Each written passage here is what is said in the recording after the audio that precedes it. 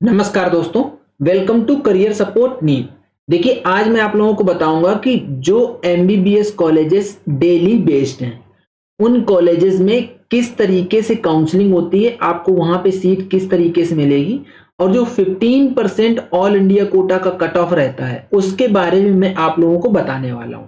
तो आप लोग वीडियो को लास्ट तक देखना, बहुत ही ज्यादा इंपॉर्टेंट वीडियो रहने वाला है। इसमें मैं हर एक चीज क्रिस्टल क्लियर करूंगा, क्योंकि जो डेली बेस्ड एमबीबीएस कॉलेजेस हैं उनमें काफी सारा कंफ्यूजन रहता है कि कौन सा कॉलेज किस यूनिवर्सिटी से एफिलिएटेड है और किस में डेली कोटा लगेगा, किस में आईपीयू कोटा लगेगा, कौन से कॉलेज में किस काउंसलिंग से सीट मिलेगी। इसलिए ये वीडियो बहुत ही ज्यादा इंपॉर्टेंट रहने वाला है। टोटल ये आपके सामने 9 कॉलेजेस लिखे, इंक्लूडिंग डीम्ड यूनिवर्सिटी वाला कॉलेज, ये जो जामिया हमदर्द है ये डीम्ड यूनिवर्सिटी है। ये डेली बेस्ड कॉलेजेस हैं। बच्चे डेली बेस्ड होने की वजह से इनकी डिमांड ज्यादा रहती है और यहाँ पे बहुत ही जल्दी सीट भर जाती है। तो मैं एक एक चीज करके आपको बता देता हूं कि यहाँ पे किस तरीके से आपको सीट मिलेगी और यहाँ का प्रोसीजर क्या रहता है। सबसे पहले आप ये 5 कॉलेज देखो, ये लिखा है Vardhman, Maulana Azad, Atal Bihari, university college of medical science और लेडी हार्डिंग। ये 5 कॉलेज ऐसे हैं जिनकी यूनिवर्सिटी अलग अलग है। वर्धमान आईपीयू से है, Maulana Azad DU, Atal Bihari IPU, university college of medical science DU, Lady Hardinge DU.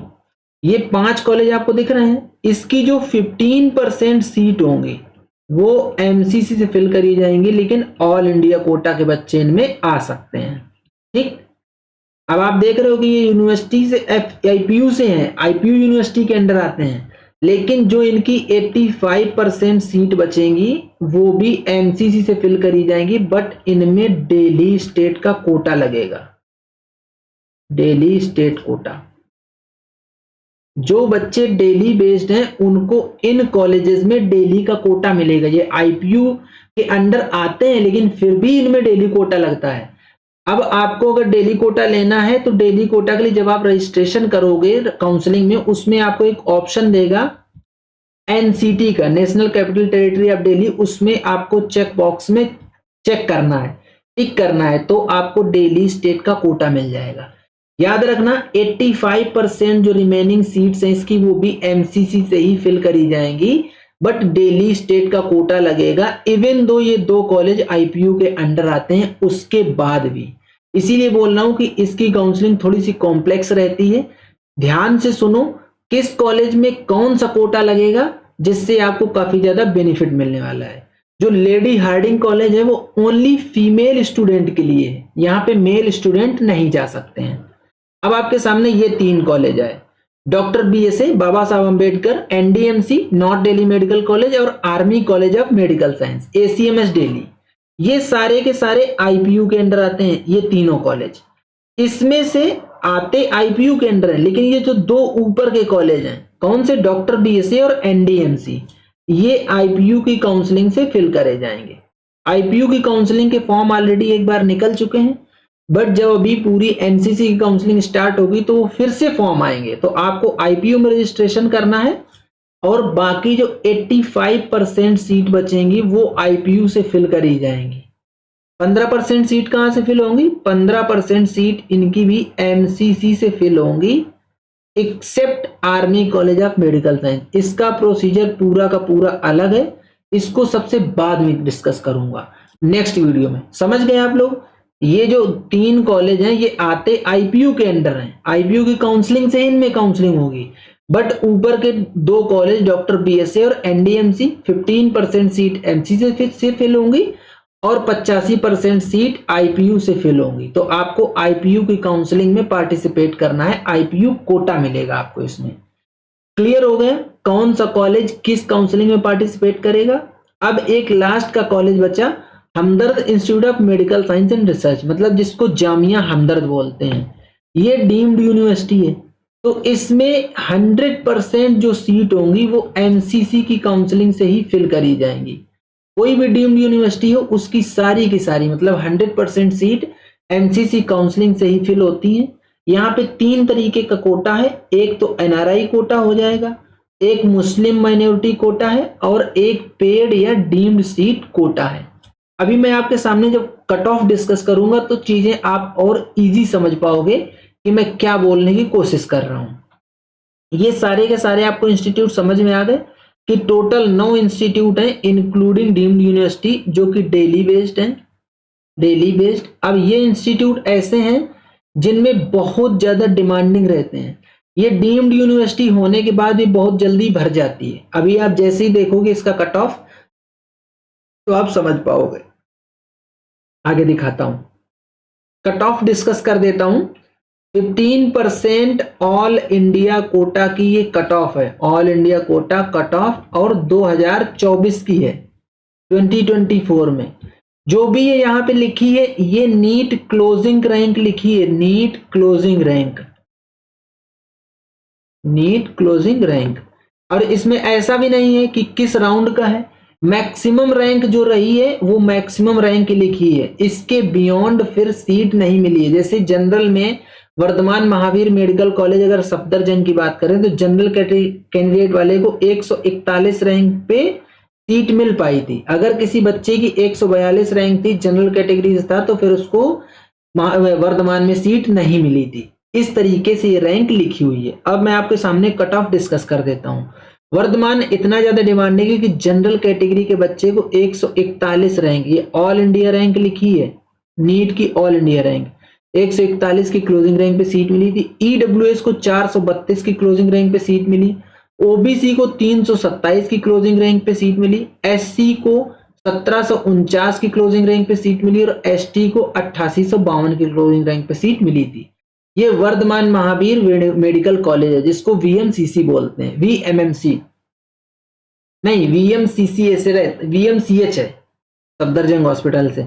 Maulana Azad medical college new Delhi, एमएएमसी बोलते हैं इसको। इसमें 151 की क्लोजिंग रैंक पे जनरल कैटेगरी को सीट मिली थी, 336 की क्लोजिंग रैंक पे ईडब्ल्यूएस कैटेगरी वाले बच्चे को सीट मिली, 329 की क्लोजिंग रैंक पे ओबीसी कैटेगरी वाले को सीट मिली, 2097 एससी कैटेगरी वाले को, और 4268 की क्लोजिंग रैंक पे एसटी कोटे से बच्चा जो था उसके लिए सीट यहाँ पे क्लोज हो गई थी। आगे आता है Atal Bihari Vajpayee institute of medical science, RML hospital New Delhi. इसमें 203 जिस बच्चे की रैंक थी जनरल कैटेगरी से उसको सीट मिल पाई थी, यहाँ पे 203 के बाद सीट नहीं मिली थी। 555 ऑल इंडिया रैंक जो थी बच्चे की नीट में ईडब्ल्यूएस कोटे की, उसको सीट मिली थी। 582 की क्लोजिंग रैंक पे ओबीसी कैटेगरी वाले को, 2671 की क्लोजिंग रैंक पे एससी कैटेगरी के बच्चे को सीट मिली थी, और 13662 की क्लोजिंग रैंक पे एसटी कोटे से बच्चे को सीट मिल गई थी।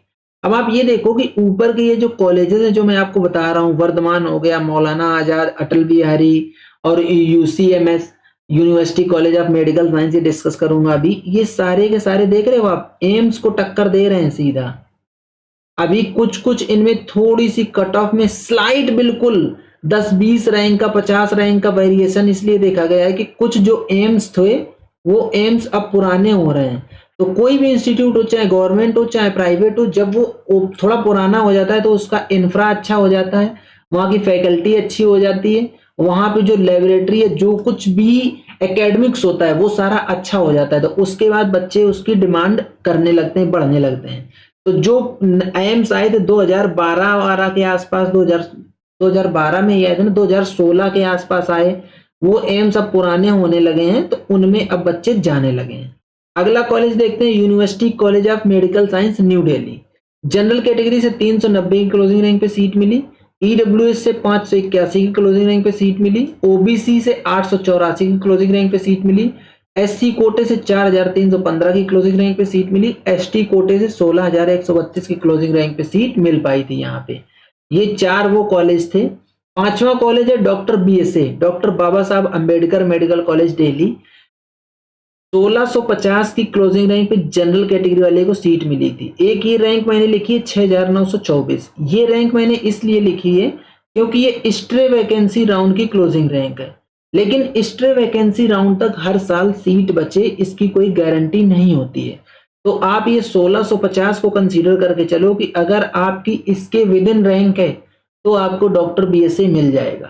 1797 की क्लोजिंग रैंक पे ईडब्ल्यूएस कोटे से सीट मिली, 2446 की क्लोजिंग रैंक पे ओबीसी कोटे से, 15,472 की क्लोजिंग रैंक पे SC कोटे से और 17,899 की क्लोजिंग रैंक से ST कोटे के बच्चे को सीट मिली थी। अब बात कर लेते हैं Lady Hardinge Medical College Delhi. इसमें सिर्फ और सिर्फ फीमेल स्टूडेंट्स ही जा सकते हैं, मेल स्टूडेंट्स की एंट्री यहाँ पे नहीं है, ये ओनली फीमेल स्टूडेंट के लिए कॉलेज है। तो ये फीमेल स्टूडेंट की ही कट ऑफ है। जनरल 826 की क्लोजिंग रैंक पे सीट मिली, EWS 1770 की क्लोजिंग रैंक पे सीट मिली, OBC 1470 की क्लोजिंग रैंक पे सीट मिली, SC 13,242 की क्लोजिंग रैंक पे सीट मिली और ST 28,885 की क्लोजिंग रैंक पे सीट मिली थी 2024 में। 15% जो सीट्स होती हैं उसका ये ऑल इंडिया कोटा का कट ऑफ है। NDMC North Delhi medical College Hindu Rao Hospital Delhi का कॉलेज है। 1752 की क्लोजिंग रैंक पे जनरल कैटेगरी वाले को सीट मिली, 3780 की क्लोजिंग रैंक पे EWS कोटे सीट मिली, 3451 की क्लोजिंग रैंक पे OBC कैटेगरी को सीट मिली, 20,497 की क्लोजिंग रैंक पे SC कैटेगरी वाले बच्चे को सीट मिली और 38,108 की क्लोजिंग रैंक पे ST कोटे वाले बच्चे को सीट मिली थी। ये 7 कॉलेज मैंने आप लोगों को बताए। ये 7 के 7 कॉलेज गवर्नमेंट कॉलेज हैं। इनमें क्या है, फीस बहुत ज्यादा नहीं है, किसी में 2 लाख किसी में 3 लाख इस तरीके से फीस है। तो अगर देखा जाए इतनी फीस अगर आपको MBBS में देनी पड़ रही है तो कोई बहुत ज्यादा फीस नहीं है और ये कॉलेज बहुत अच्छे हैं, डिमांडिंग है। तो इनका अगर हम लोग कंक्लूजन देखें तो ये निकल के आता है कि अगर आपकी 1750 के आसपास जनरल रैंक है तो आपको डेली बेस्ड कॉलेज मिल जाएंगे। अगर 3780 के विदिन या 3800 के आसपास आपकी EWS रैंक है तो आपको डेली बेस्ड कॉलेज मिल जाएंगे। अगर आपकी 3450 या 3500 के आसपास OBC कैटेगरी की रैंक है, OBC कैटेगरी से हो और जनरल रैंक आपकी इतनी है तो आपको डेली बेस्ड कॉलेज मिल जाएंगे। अगर 20,500 के आसपास अगर आपकी रैंक है और आप SC कैटेगरी से हो तो आपको डेली बेस्ड कॉलेज मिल जाएंगे और लगभग 38,000 प्लस या 38,200 के आसपास अगर आपकी ST कैटेगरी से रैंक है तो आपको डेली बेस्ड कॉलेजेस यहाँ पे मिल जाएंगे। ये था गवर्नमेंट कॉलेजेस का जो कि पार्टिसिपेट करते हैं MCC में और 15% के कोटा से ये मैंने आपको कट ऑफ दिया है। अगर आप ऑल इंडिया कोटा के स्टूडेंट हो और इस रैंक के विदिन आपकी रैंक आ रही है तो आप डेली बेस्ड कॉलेज को टारगेट कर सकते हो। अब इनके पास जो इसमें लास्ट कॉलेज बचता है वो बचता है डीम्ड यूनिवर्सिटी जामिया हमदर्द। इसका पूरा नाम है Hamdard institute of medical science and research, deemed university है। इसमें 3 तरीके का कोटा है, डीम्ड या paid seat quota, Muslim minority quota और NRI कोटा। बाकी जो कैटेगरी है इसमें वो कैटेगरी वगैरह कुछ काम नहीं आती क्योंकि ये डीम्ड यूनिवर्सिटी है इसलिए। तो अगर आप डीम्ड या पेड सीट कोटा से जाओगे तो 54,747 की क्लोजिंग रैंक पे सीट मिली थी 2024 में। अब ये समझो डीम्ड यूनिवर्सिटी है और इसकी कम से कम पर ईयर की फीस 17 से 18 लाख सब मिला के आती है, 17 to 18 lakhs पर ईयर। इतनी फीस तो पड़ ही जाती है और चाहे 20 लाख के आसपास पहुंच जाए इंक्लूडिंग हॉस्टल वगैरह, फिर भी यहाँ पे इतनी लोअर रैंक पे सीट मिल पा रही है। 54,747 मतलब 54,750 की क्लोजिंग रैंक पे यहाँ पे पेड सीट कोटा की सीट एग्जॉस्ट हो गई थी। मुस्लिम माइनॉरिटी कोटा की बात करें तो 1,24,809 की क्लोजिंग रैंक पे सीट मिली थी और NRI कोटा की अगर बात करें तो 10,28,702 की क्लोजिंग रैंक पे सीट मिली थी। दैट मीन्स NRI कोटा से अगर आप क्वालिफाइड भी हो तो भी आपको सीट मिल जाती है, मतलब थोड़े से अच्छे मार्क्स हैं अगर आपके तो आप जामिया हमदर्द में जा सकते हो।